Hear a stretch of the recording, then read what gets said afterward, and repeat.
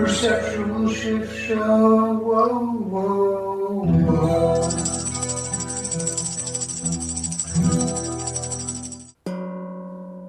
Welcome to the Perceptual Shift Show. My name is James Quine, and this is my brother, Robbie. I am a perceptual shifter as well. And a life lover. That's right.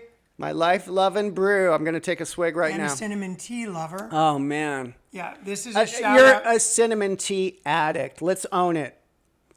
Yes. Truthfulness. Yes, I'll own it. Okay.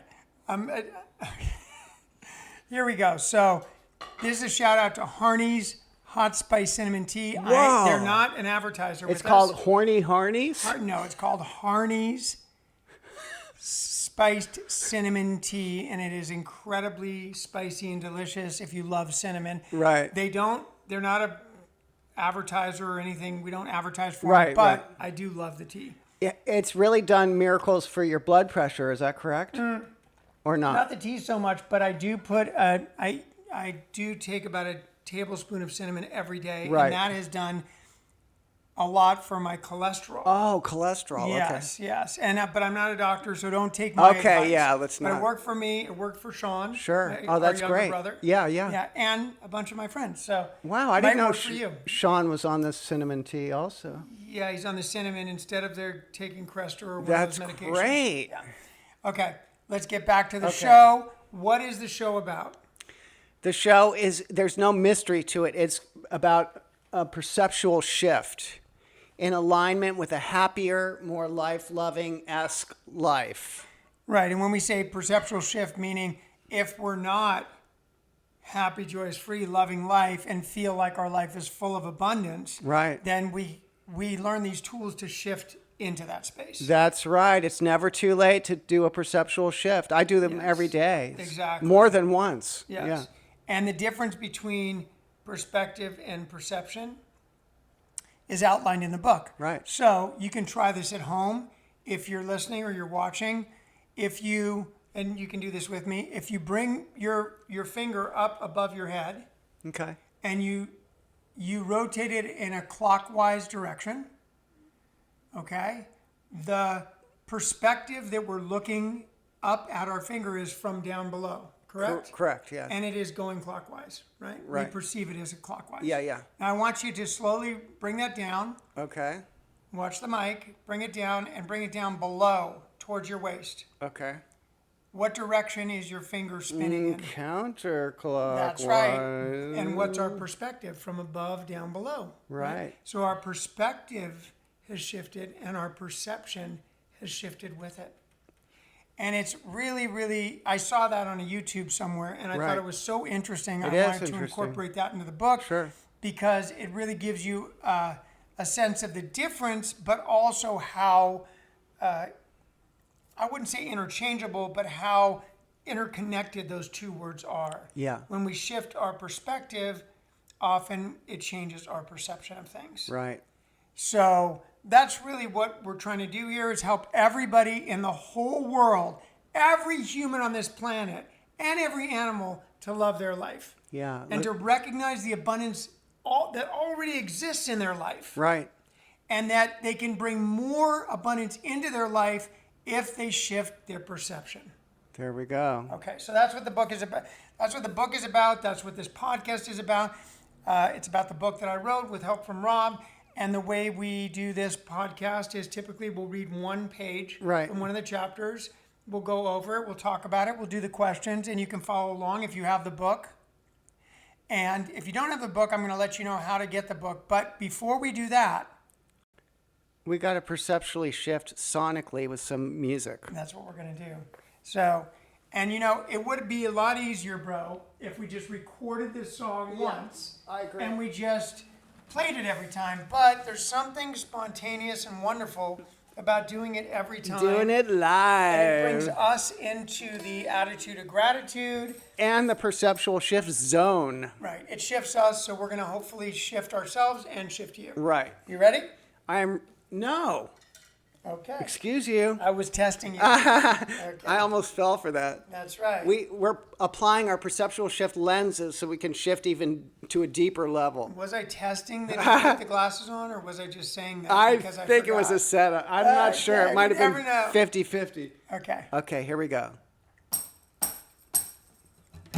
Welcome to the Shift Show. Get ready for the mind flow. You're gonna see the world in a brand new way. We'll show you how to love life. Eliminate your strife. You'll manifest all that you desire. The Perceptual Shift Show. Whoa, whoa, whoa.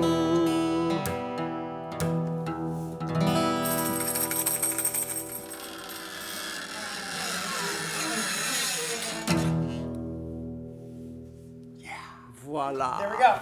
All right, so we got that out of the way. The Perceptual Shift Show song, the intro song to our show.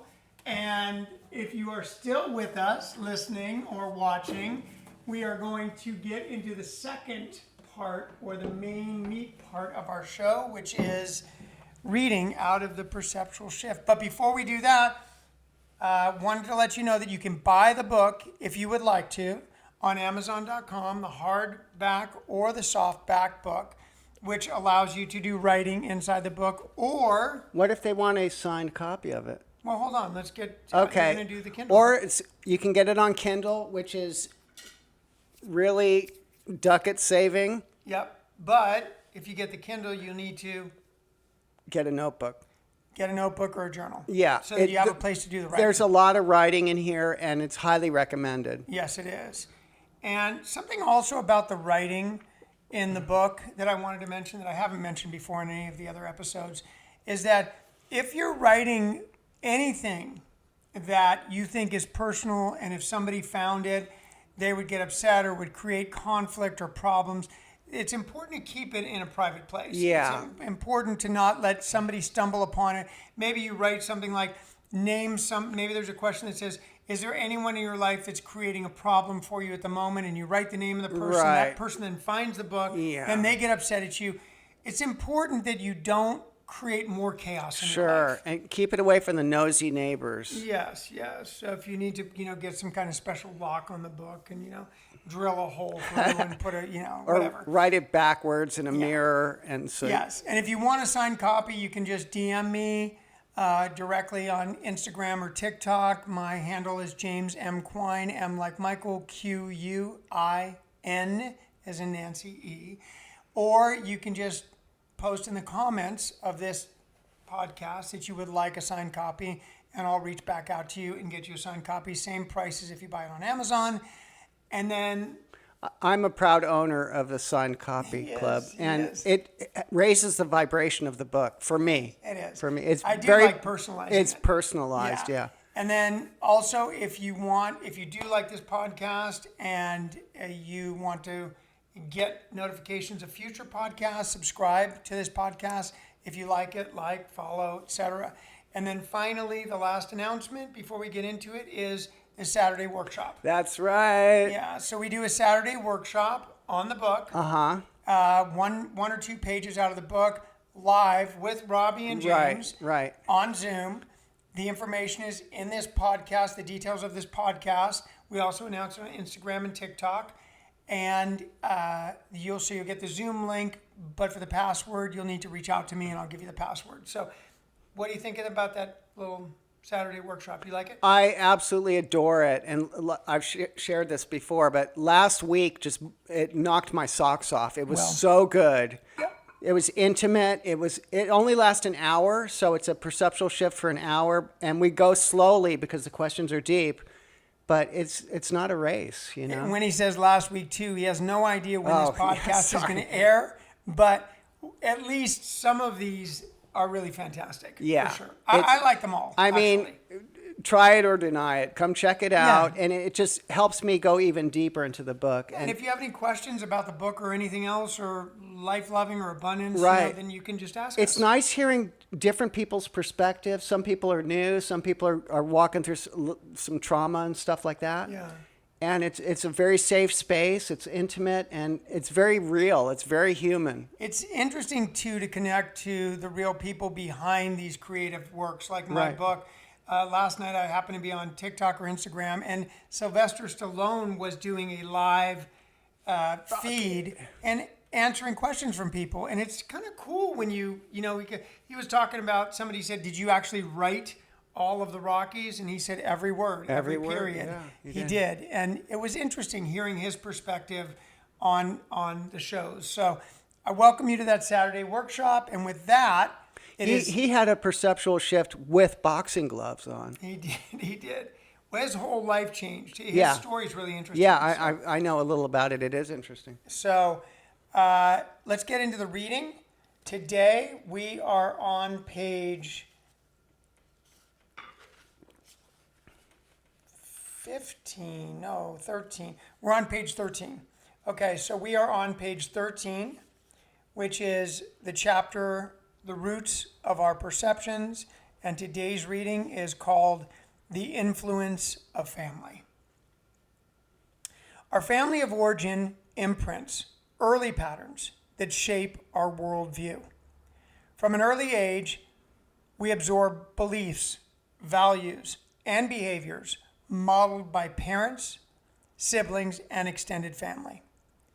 If you grew up in a household that emphasized scarcity and sayings like, "money doesn't grow on trees," or "you'll never get ahead in life," you may carry a deep-seated fear around money or a sense of financial insecurity, even if your current circumstances don't warrant it. And before I go too deep into this page, let's talk about how we grew up a little bit, so Right. they get an idea of it. Yeah. Where do you feel we lie in that paragraph? Well, first of all, it makes me sad that some parents would lay that negative programming on someone. Saying you'll never get ahead in life is pretty crappy, I think. Yeah. But I love our childhood. It was a little crazy, or maybe more than a little. Mm-hmm. We had monkeys and iguanas, and I was growing pot plants in the backyard. And That was in the old days. Yeah. Do you still do that? no, Okay. just to be clear. Yeah. This page is about this idea of emphasizing scarcity, and I don't believe that we had a lot of emphasis on scarcity. No. Except during that time. yes, it did get bumpy there When for we had the hamburgers with the paper thin. microscopic hamburgers. Yeah, at one point, my mom would make these hamburgers. They were like a our milliliter mom, thin. and they were the skinniest, thinnest hamburger patties you could ever imagine. But Like a slice of bologna thin. we could have tons of lettuce and tomatoes and onions and pickles and mayonnaise and ketchup and mustard, whatever you want, and we could have the buns, because the buns and vegetables at that time were very, very inexpensive. Right. I mean, I remember going to the grocery store, and it was like 11 cents a pound, 6 cents a pound, 12 cents a pound, 15 cents a pound. Right. Now you go to the grocery store, what is it? $5.30 a pound. Yeah, it's a crazy. fortune. It's like the vegetables are more expensive than the meat. Yeah. It's incredible. So things have flipped upside down, but I want to just add that we were happy, though.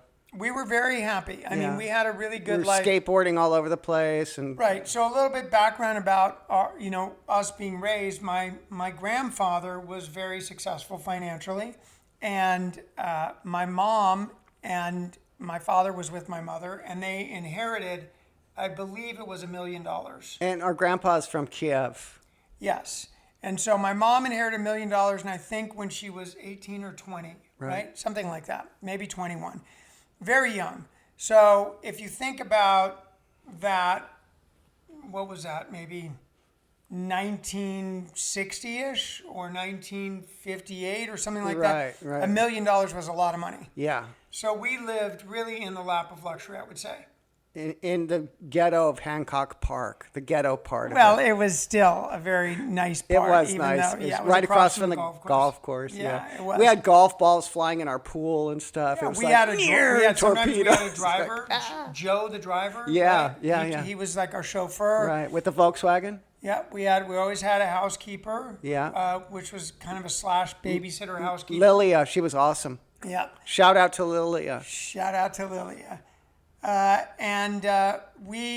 We were not, I don't believe that I was given the message of scarcity, but I don't think I was also given the message that, you can have as much money as you want. Yeah, we weren't like spoiled little jerks. No, and we knew that we weren't going to be inheriting millions and millions of dollars.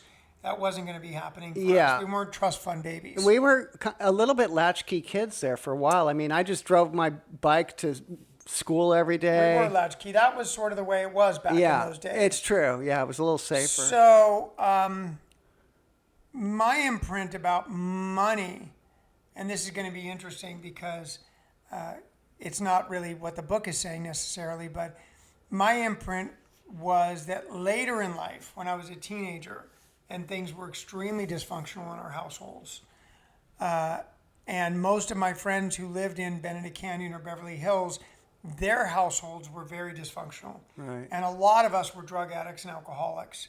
That I felt money actually made things bad.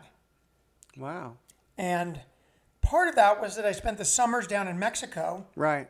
With Johnny Reistetter. That's cool. Shout out to Johnny. Yeah. And his parents. And, surfing in Mexico. Awesome. Well, we weren't At really, Zippers? No. No. We were in Puerto Vallarta, and I was 7 years old, so there was Not no too surfing shabby. going on. But at that point, it wasn't a big tourist spot. Oh, okay. And there were lots of families that were in poverty. Right. And, cooking their food out in front of their, tent or house or whatever, beans and rice and Right. tortillas, and everybody was happy. Yeah. The kids were running around Yeah. happy, catching iguanas and, Right. and chameleons, and then I came back to Benedict Canyon and things were not so happy. Right.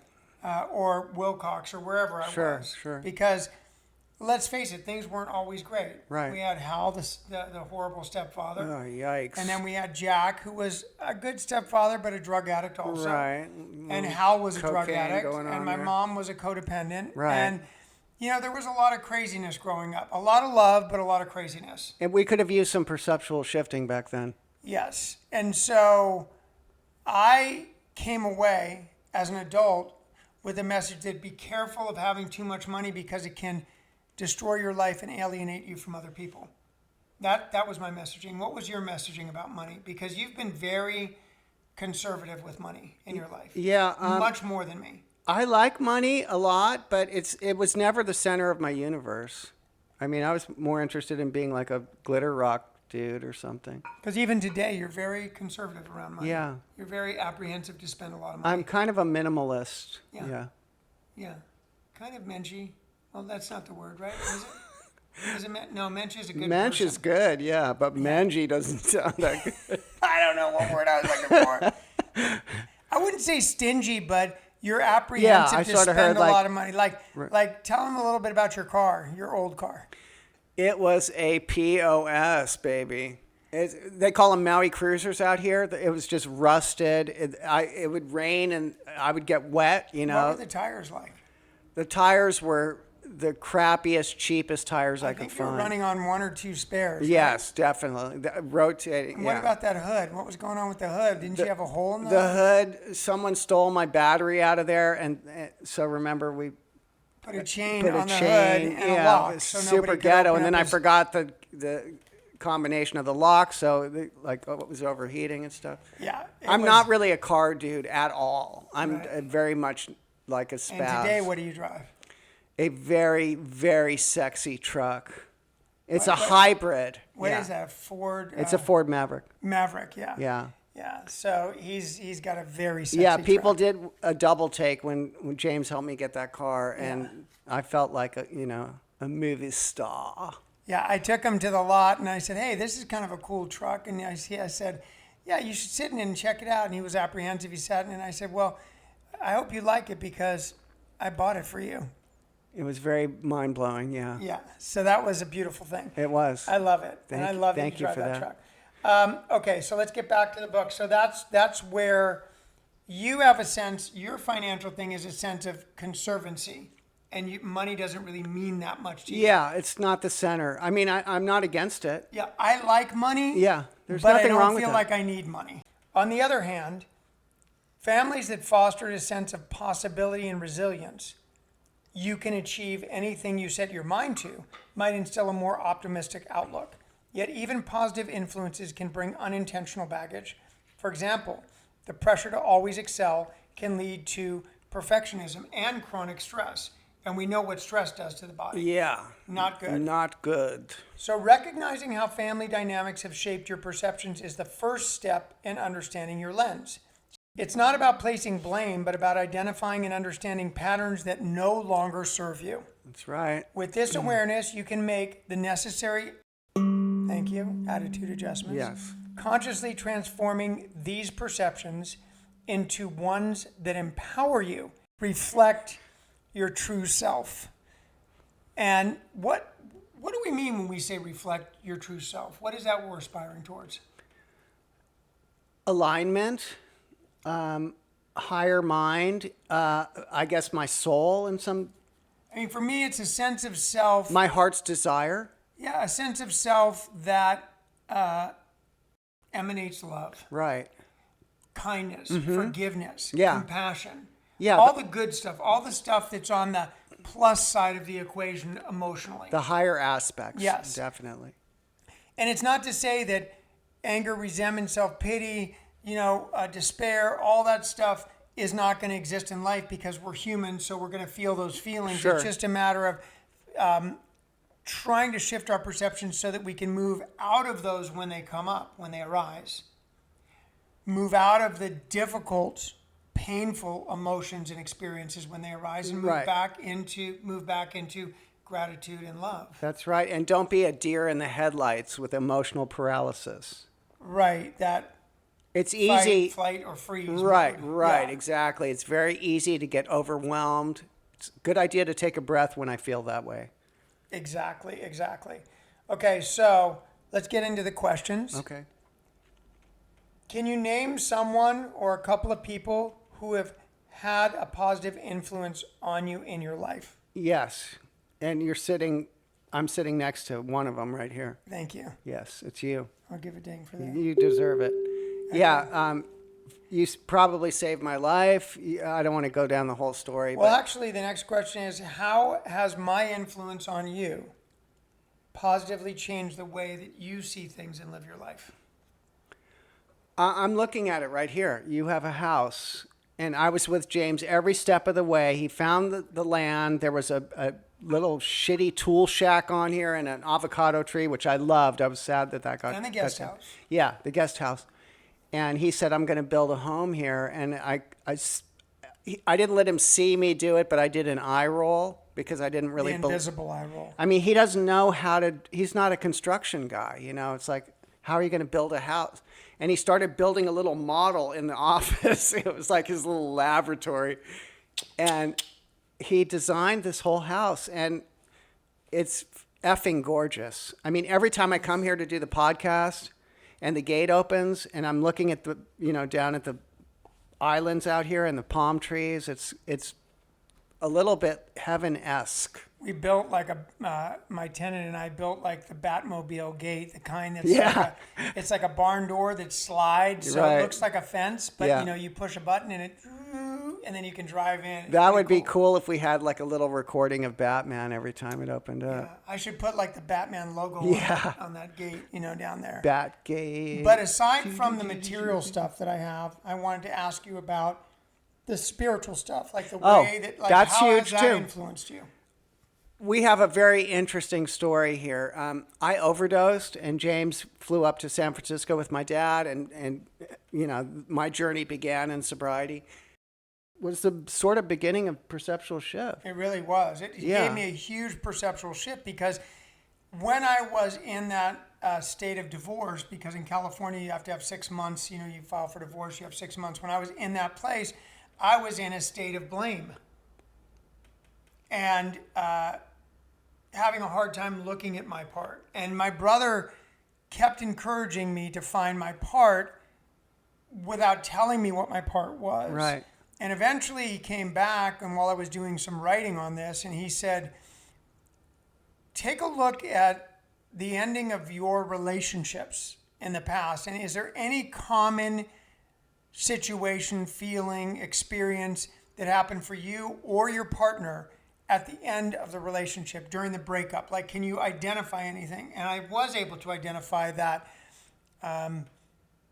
Towards the end, I was getting messages from the other person like, hey, is everything okay? It feels like something's different with us. I just don't feel like, I'm connecting with you the way I used to. And I would say, I'm fine. Everything's fine. I love you. It's great. I love you. I'm in love with you. What's wrong?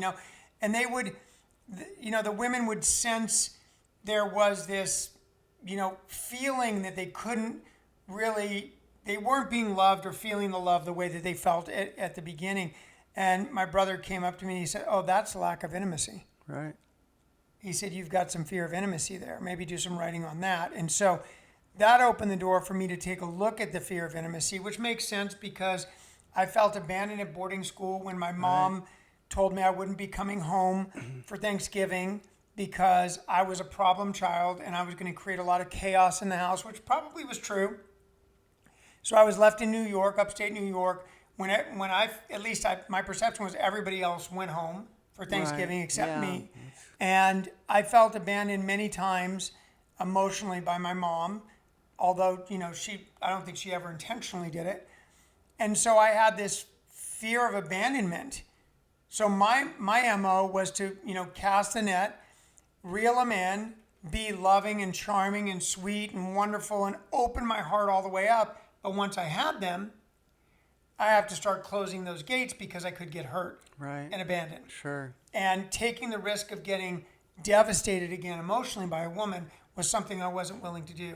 And that fear of intimacy allowed me to pick up the phone, call my wife, tell her that I found the reason why we are getting divorced, and ask her for a second chance. And we stayed together for probably 12, 13 years, or maybe even more. And had kids. After that, we had kids. I'm not together with her today. I love her very much. We had a 24-year marriage.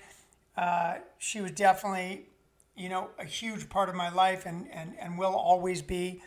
But that was the gift that you gave back to me, because when I came and got Rob out of that apartment with his needle in his arm and all the pills scattered around, I was sober at that time. I had been sober for about 6 or 7 years by that time. And so I was able to pass on some of my experience, strength, and hope, and encourage him to come over to the side of life where you don't need to have drugs and alcohol in order to feel comfortable. And then later he was showing me how to emotionally unravel what I was going through. I was very inspired of how you got clean and went to USC, and you modeled that for me, turning your life around from kind of a drug dealer, surfer, sort of more streety person to like a successful student. Yes. You got like straight A's, right? Yes, but I will mention that it wasn't until I was visiting my brother at the hospital when he was detoxing. Right. And one of the nurses asked me he said to me something along the lines of, hey, I got a question for you. And I said, sure, what is it? And he said, how bad is it in there? And I said, what are you talking about? I had driven up in my convertible Mercedes, in my 3-piece suit, had a condo, had a pretty girlfriend. And he said, how bad is it in there? And I said, where? And he said, inside of your brain. And I said, what are you talking about? He goes, well, from my point of view, it feels like you're going through a really hard time and you're struggling. And I said, I've been having a little bit of a rough time. He goes, a little bit of a rough time or a really bad time? And I said, a really bad time. And he said, how bad? And I said, Well, I tried to kill myself the other day by jumping off of a building. And that was 7 years of sobriety. And he said it doesn't have to be like that. And he gave me some amazing advice. And that was sort of when I started my journey into perceptual shifting. Right. And trying to see things from a different point of view. And so that was another gift I got from you. That was a turning point for you. That was a big turning point for Yeah. me. And so Wow. we're running out of time, so I want to answer this question too. Is that okay? Yeah, please. Okay. Is there anyone in my family who has had a positive influence on you? It says, is there anyone in your family who has had a positive influence on you? And question mark, and then it says life question mark. That's a mistake in the book. Just to let you know. I think you just found a typo. I found a typo.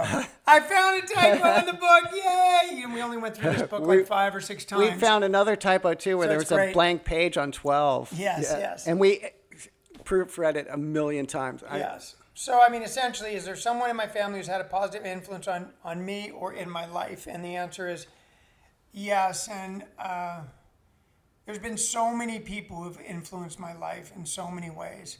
I would say that the 2 biggest influences in my life likely are the nurse that I just spoke about.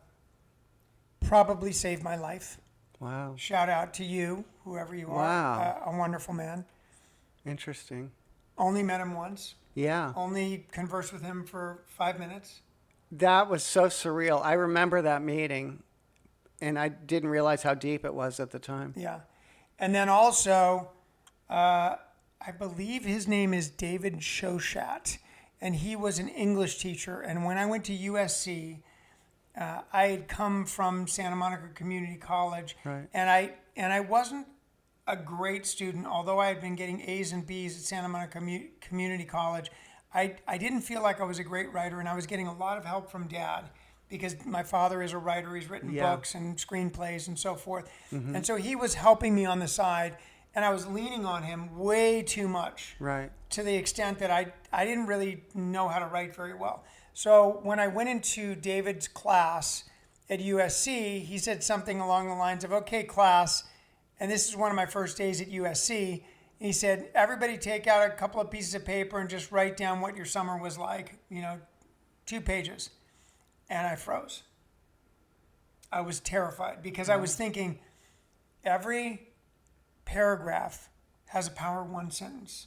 And every power 1 sentence has 2 power 2 sentences that complement the power 1 sentence. Oh my God. And then the ending of the thing needs to sort of wrap up the beginning of the thing. And I got so scared in my head about how to write that I couldn't even write. Wow. So I went up to him after the class, and I said, can I talk to you for a minute? He said, yeah. And I said, hey, From that to this. yeah, not to writing a book. And I said, I have a problem writing. And he said, well, what's the problem? And I said, I can't write very well. And he said, you're in your 3rd year of college.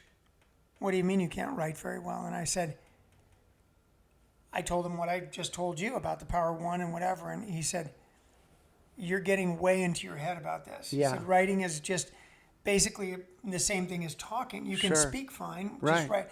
And I said, I don't feel that he said, I'll tell you what I'll do.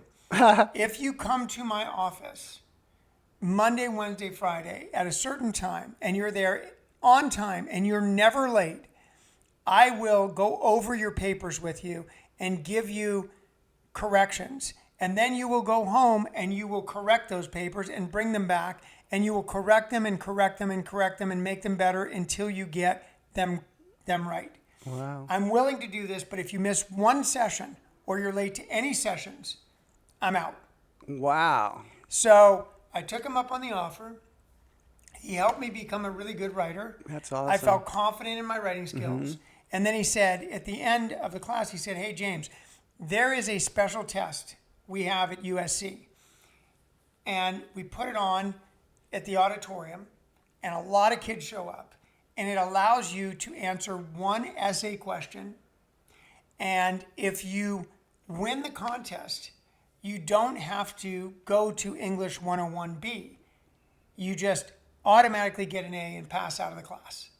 So you get the credit for the class without taking it. But only 3 students out of an auditorium full will actually, be good enough to do this. Wow. And I said, oh, yeah, I'm not going to. He goes, I believe that you're good enough to do this.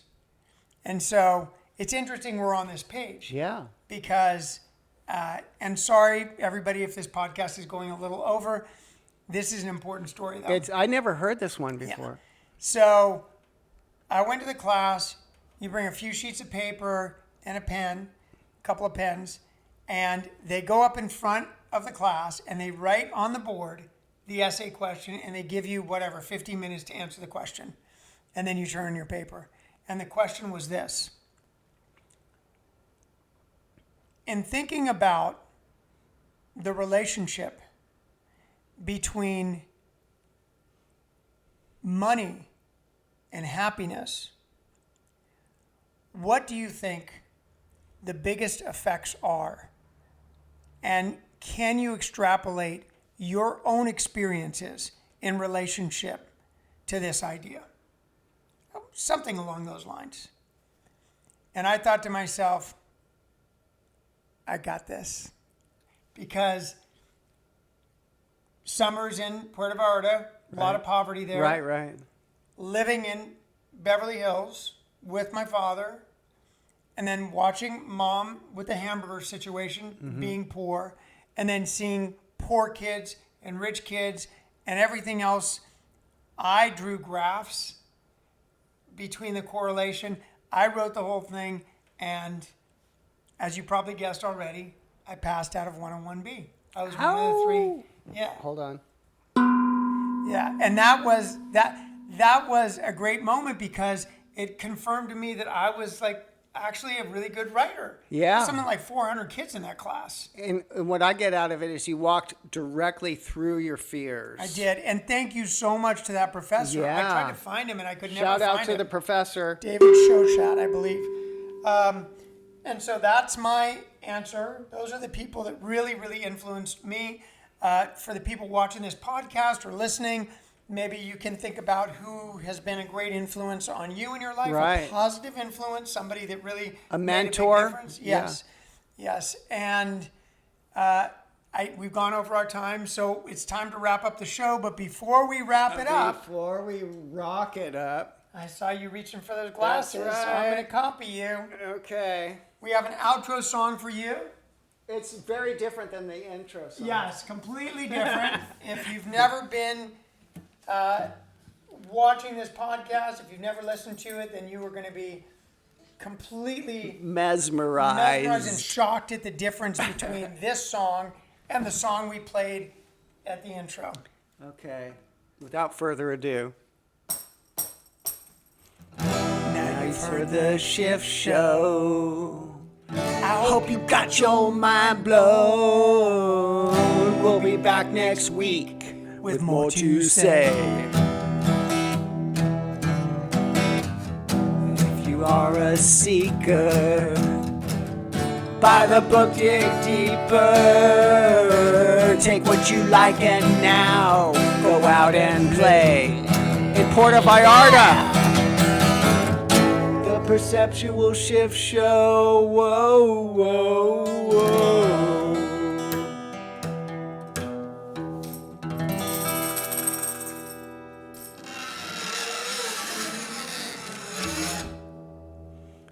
It's getting good. I man. know, I'm feeling it. Oh, and one quick announcement yeah. again. If you want to buy the book, Amazon.com, you can get the hardback, soft cover book, or you can get Go the to Kindle. And if you want a signed Save copy, a couple of bones. hit me up in the comments or DM me on Instagram or TikTok, James M. Quine, M like Michael, Quine. You'll also see some life hacks over there, which are pretty cool. I love the life hacks. And if you enjoyed this podcast, follow, subscribe to get notified when the next one comes up. And finally, the Saturday workshop. If you've got the book and you want to join us on Zoom, the link is here in the comments. And I'll be there. You'll be there. Yes, and you can DM me for the password every Saturday, 3 p.m. California time, Right. 6 p.m. Eastern Standard Time. We're grateful that you joined us. And don't forget, loving life is not about loving every single thing that happens to you. Yeah. It's about loving your life in general. That's being right. grateful you're alive. Exactly. I mean, it's better than being dead, right? Oh, man. Absolutely. Definitely. We're above dirt. Yeah. And if it Yes. doesn't feel like it's better than being dead, then come on, shift with us. Yeah. Love your life. And by the way, one of the easiest ways to start loving your life if you aspire to be a life lover is just to say it over and over again. Yeah, And I haven't sure. mentioned this before in the Yeah, that's podcast, true. but my daughter, I have a thing. I know you have a lot of tattoos, but my daughter couple. and my kids, I told them no tattoos until they're 18 years old. Yeah. Okay? My daughter went out and got a tattoo before she was 18. Oh, and I think I know what it is. Yes. And when she said that to me on the phone, I was not happy. Was and she it knew she would not be happy. ILML? Yeah. Is it and so this? then she said to me, but Daddy, my tattoo says, I love my life. And she had grown up hearing me yell out, I love my life every morning and all day long and knows that I'm a life lover. So how upset could I really be? Yeah. Yeah. So if you want to be a life lover, It you don't have to It took some of the sting out of it. Yeah, if you want to be a life lover, you don't have to tattoo yourself. That's All true. you really have to do is start saying, I love my life out loud. Yeah. And you can start by saying it with us right now. That's right. Can we see those wet underarms? Let's see them. You can see mine, okay? Look, man, we got studio lights here. There's no Here we fan go. It is warm on. in Come here. on, man. All right, let's show them. Ready? Throw me under the bus. 1, 2, 3. three. I love my life. Thank you. Thanks for coming, you guys. Come back soon. The Perceptual Shift Show. Whoa, whoa, whoa.